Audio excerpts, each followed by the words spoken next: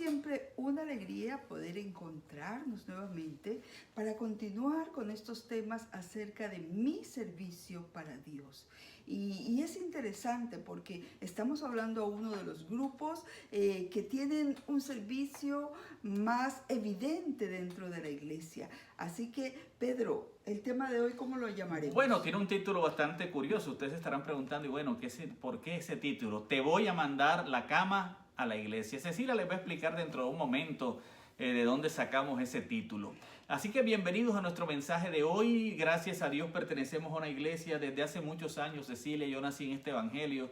Tú desde hace mucho tiempo eres también adventista. Y aquí hemos encontrado siempre el gozo de servir, algo que hacer. Y nos gusta pertenecer a esta iglesia porque la iglesia siempre hará algo por nosotros y nosotros también podemos hacer algo por la iglesia.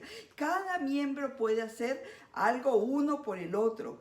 Y además es que a veces sí sucede un problema, Pedro, y es que no sabemos qué es lo que podemos hacer por la iglesia. No es que no queramos, sino que no sabemos qué es lo que podemos hacer. Y algunas personas consideran que lo poco que pudieran hacer no es importante, pero sí lo es, y eso también es verdad.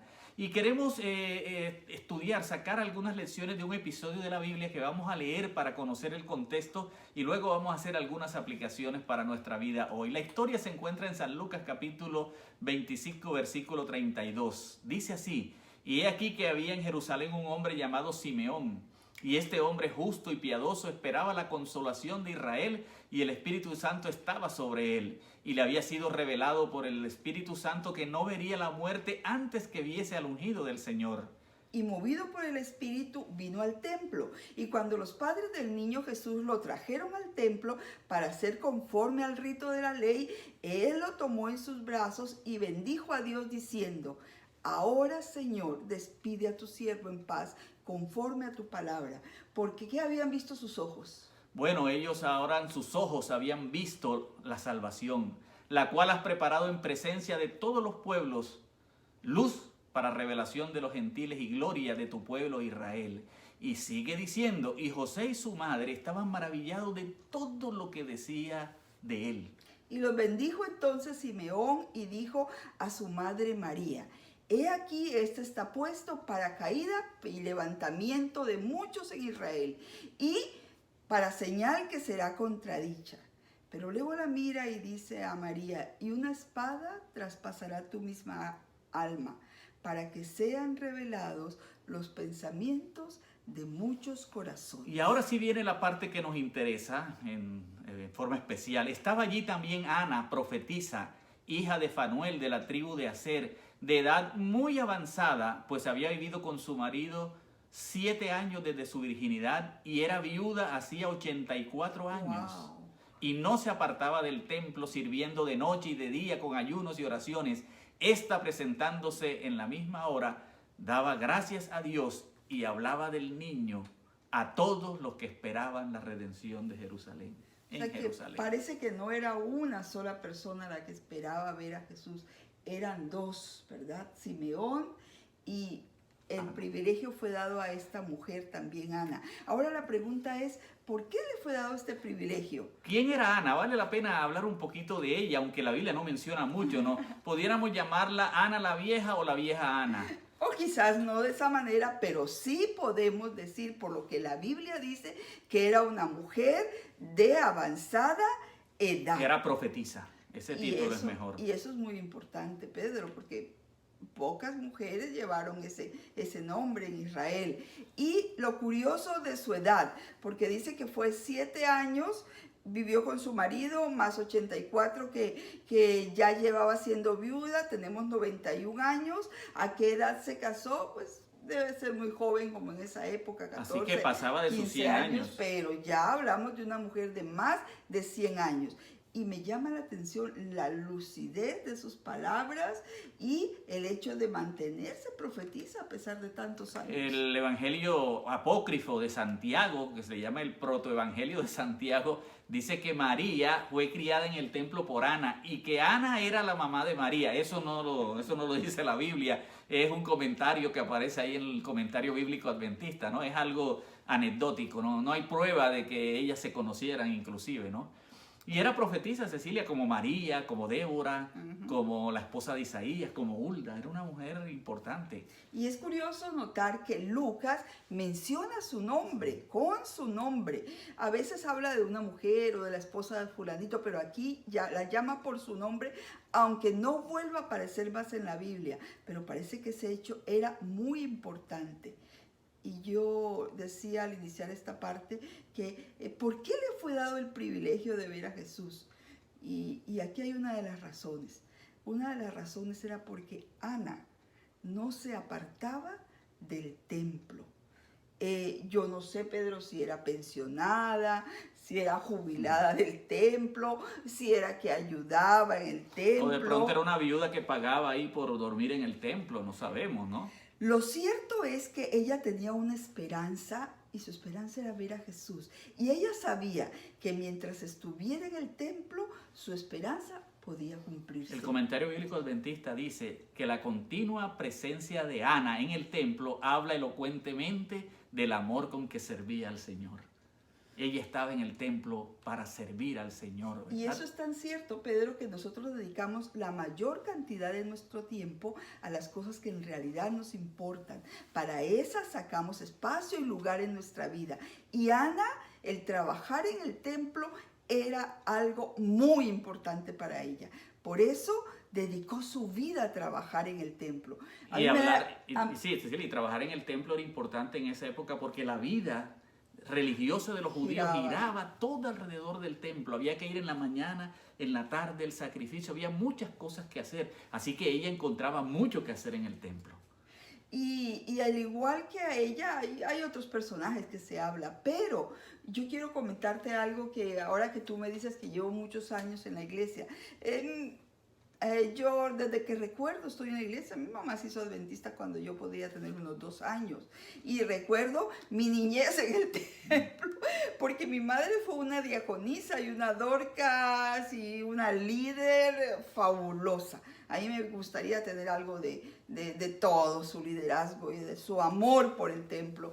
Tanto era su amor por el templo, pues un día había reuniones de diaconisas, los martes o miércoles en la tarde era el día de arreglar la ropa para los pobres. El esposo de tu papá no era adventista, Mi así papá. que para él eso no era muy agradable, ¿no? Así que un día le dijo, mira Alicia, yo lo que voy a hacer es te voy a mandar la cama al templo.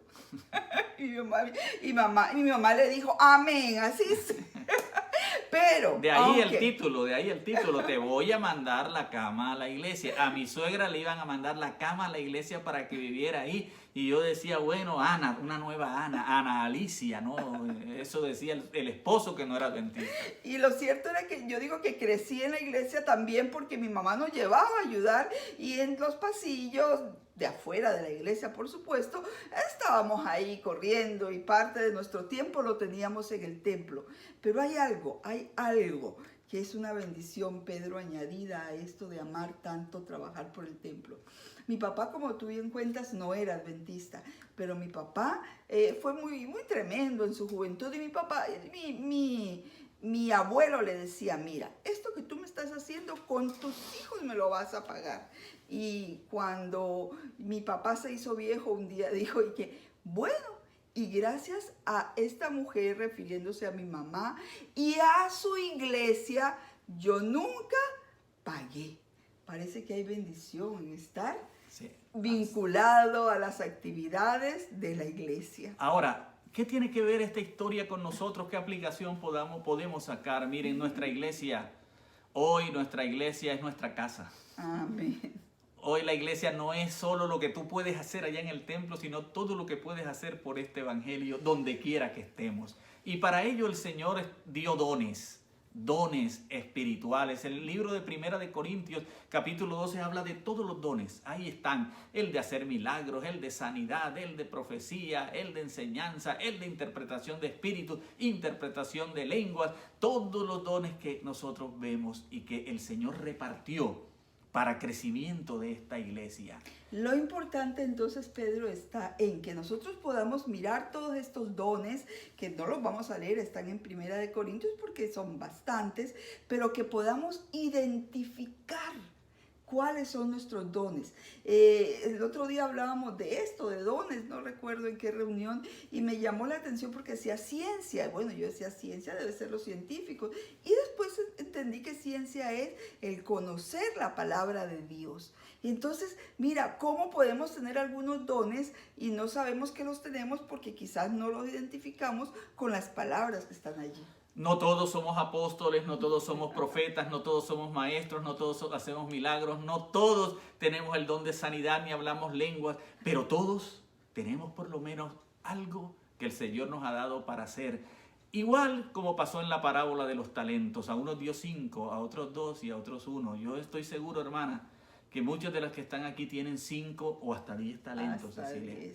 Pero también estoy seguro que ninguna carece de por lo menos uno. Y hay uno que es muy común y que a veces lo leemos y parece que no es con nosotros, el de exhortación. Decimos, esos son los pastores cuando predican. No, es cuando usted aconseja, cuando viene la chica y le habla, cuando viene el hermano y le pregunta, y usted siempre tiene una palabra oportuna y un consejo para dar, ayudar, para cambiar algunas situaciones. Y casi todas las damas lo tienen. Y miren, ¿por qué hay importancia de los dones? Porque los dones nos dicen, Pedro, algo que el Señor dijo. Hay lugar para todos. Hay lugar para todos. Como cantamos en el himno, ¿no? Hay lugar en la amplia viña. Para todo labrador. Y es verdad. En este trabajo que se llama iglesia o en esta misión que Dios nos dio, todos podemos hacer algo para Dios y gozarnos en hacerlo. Y lo que es más importante, Pedro, no hay don mayor ni don menor. No hay jerarquía de dones. Eso es muy importante. De pronto el pequeñito don que tú tienes de pelar el diente, por eso te ponen en la puerta de la iglesia a darle la bienvenida a todos. Ese don pareciera que no ganara almas, pero sí, con eso le dices al que llega a la iglesia, bienvenido, esta es tu casa. ¿Habla eso de Cristo Jesús? Claro que sí.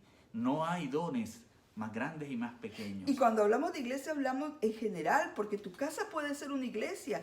Puede ser que tú no hagas nada en casa, en la iglesia, nada entre comillas, ¿no? Pero en tu casa tú demuestras tu vida, tu cristianismo, eres amable con los vecinos, eres atenta y tu vida es un sermón. Y al ser un sermón, qué buen favor estás haciendo a la iglesia. Elena G. de White en la revista Review and Herald del 5 de enero de 1905 da estas aplicaciones muy apropiadas a nuestro tema.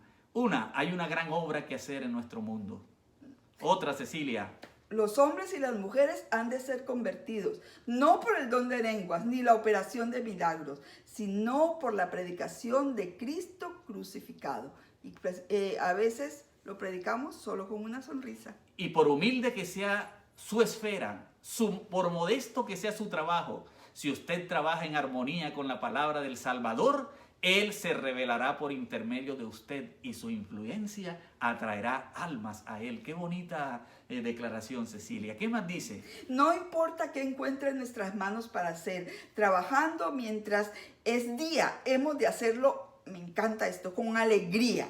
Y cualquier sacrificio que seamos llamados a hacer, hemos de hacerlo alegremente, como para Dios. Y hablando de dones, ella termina diciendo, al sembrar junto a las aguas, descubriremos la verdad de estas palabras. El que siembra generosamente, generosamente también segará. Un trabajo desinteresado por las almas nos da profundidad y firmeza de carácter, dice ella también en otro comentario. Trae paz y felicidad al que posea ese carácter. Nuestras aspiraciones se elevan, dejamos de andar pensando en nuestros problemas, en nuestros dolores, en nuestros achaques y pensamos más allá, cuando estemos en el cielo. Y no hay lugar para la pereza ni el egoísmo.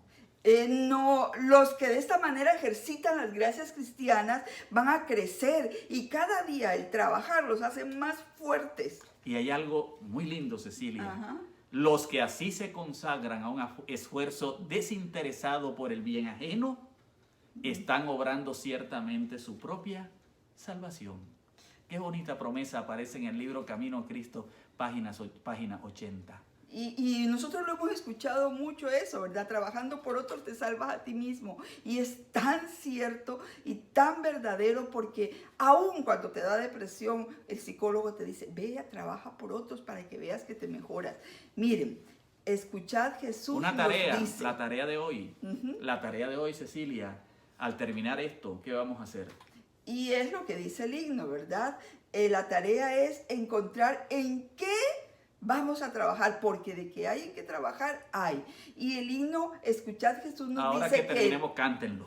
vamos a decirles que canten, eso iba a decir, que lo canten y encuentren allí. Me encanta. A mí la estrofa que más me gusta, Pedro, escoge una, yo voy a escoger la que más me gusta. Y es esta. Si no logras que tus culpas reconozca el pecador, conducir los niños puedes al benigno Salvador. Madres, me gusta por eso, porque algunas mamás piensan que no están predicando y no hay mejor sermón que el que usted predica cuidando a sus hijos. Y a mí me gusta esta, Cecilia, si careces de riqueza, lo que dio la viuda da.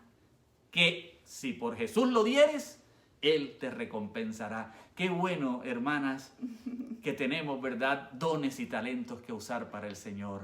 Él nos dice en la primera estrofa de esta himno, ¿quiénes van a trabajar? ¿Quién responde a su llamada? ¿Y qué debemos decir? Heme aquí, voy yo, Señor. Hermanas, Cecilia, hazle la invitación final. Queridas y queridos, porque yo sé que algunos están escuchándonos también. No importa en lo que tú trabajes, hazlo bien, con alegría y gozo para el Señor. Que nuestras manos, cuando Jesús regrese, se encuentren trabajadas, que el Señor sepa que estas manos trabajaron para servir. Y cuando el Señor venga, la recompensa será abundante. Que el Señor les bendiga. Amén. Amén.